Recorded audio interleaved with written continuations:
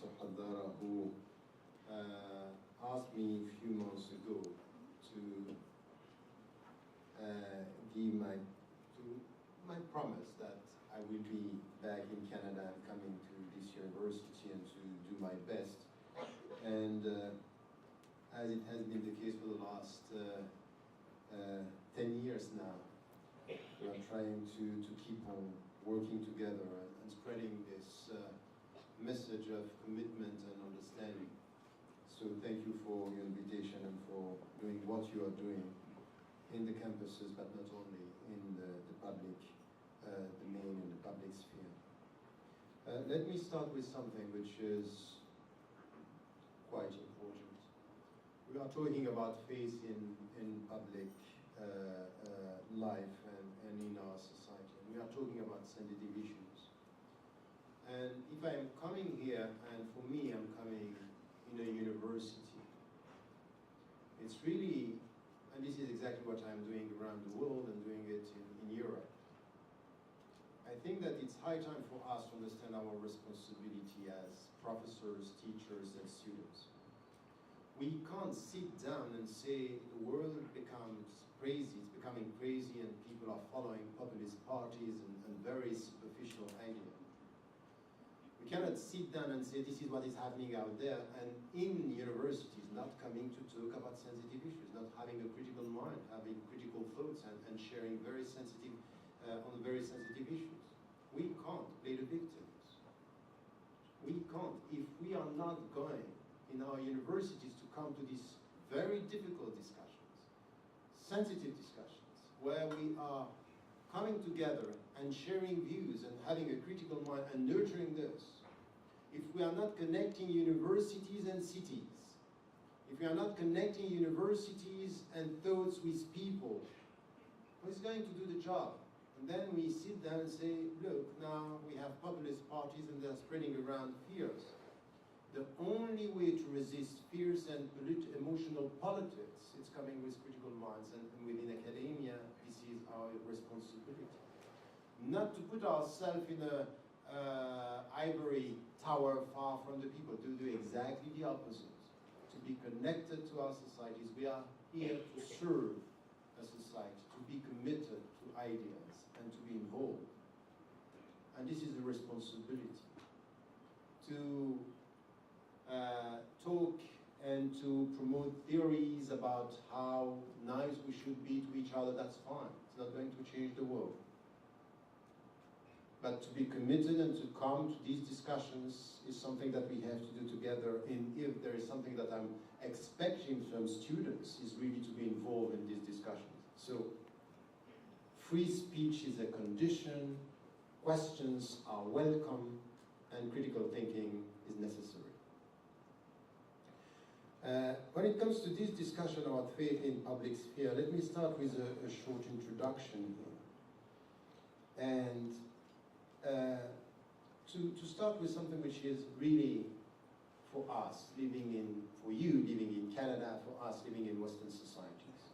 But not only, by the way, just coming back from Morocco, and we had also a discussion about us and also living in how do we live and do we share our views and promote well-being in pluralistic society and dealing with the public life and the public sphere. What we are talking about when we speak about faith in public life is really to be quite clear that the starting point of the reflection is really around the secular society. And in Canada, the secular process, what we went through all the Western societies, this is something that we are sharing everywhere, and the secular society is really differentiating between what is private and what is public. And we have to get rid of this very simplistic way of dealing with it when it comes from Muslims and from Islamic teachings. It's as if when we read what some Orientalists were saying, and sometimes when we listen to what some Muslim scholars are saying, is we are not differentiating. For us, differentiating between the public and the private is something which is completely new, which is completely wrong, by the way. If you come to the roots of the Islamic tradition, of course we are having differences, and the methodologies that the scholars have in the Shia and the Sunni tradition are differentiating between what is private and the relationship with God and the relationship with people. Of course, this is as old as Islam for someone who is studying. The point is that here we are talking about this two dimensions and two fields, is the private and the public, and what we understand with the public, the secular system. There is something which is quite important, is that when we speak about faith, we speak about something which is private. It's my choice, it's my decision. And there is no compulsion in this matter. No compulsion. No one has the right to tell me what is right and what is wrong as to my faith and my belief. So the starting point here is that I decide who has authority unto me. And if I say there is one God and I believe in Him, I decide for myself that this is the authority that I am acknowledging. It's a private thing, but it's my own decision. What we are saying when it comes to the public is, here we have a negotiated authority. We come together and we decide who could have authority. So I cannot impose onto someone anything which has to do with her or his conscience, and this is something that we are negotiating. And if you come to the very old tradition, you will find that this was the case, that the scholars were coming together and they were negotiating in the name of certain interpretations of the text. So this is not at all with the Islamic tradition. Only if we come with a very simplistic attitude. So when I'm saying this is that sometimes when I speak the way I'm speaking, some people are saying, oh, he's coming with new thoughts. I say, no, I'm coming back to a very old one. I'm coming back to the roots. I'm coming back to what is the essence of our discussion, not superficial conflicting views. Because very often we are promoting conflicting views, we are remaining too superficial as to the roots and as for the way we have to understand it. So this is something which is quite important. Faith and public life, in fact, behind the words we are distinguishing between authorities. The private one I decide for myself, and the other one is for us in the public life. How are we going to work with this? So this distinction is the starting point, and then how can we reconcile something which is my own decision with something which is negotiated authority, and how do we deal with this, and how are we going to promote that?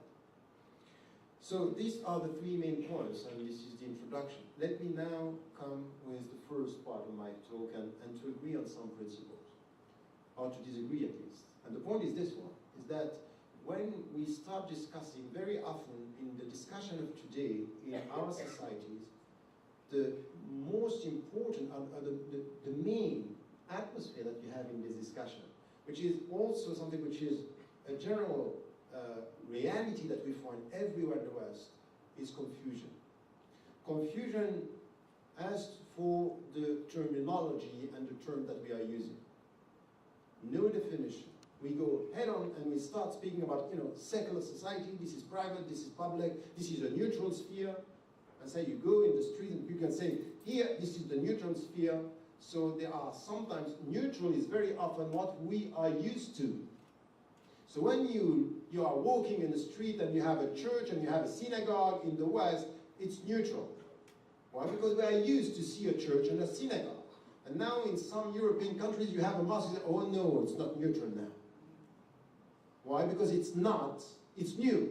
So what is new is perceived as not so neutral, while it's exactly the same symbol. It's the symbol of a new religion, yes, but it's a religion as a church, as a synagogue, is that representing the presence of Christians, of Jews, and now Muslims.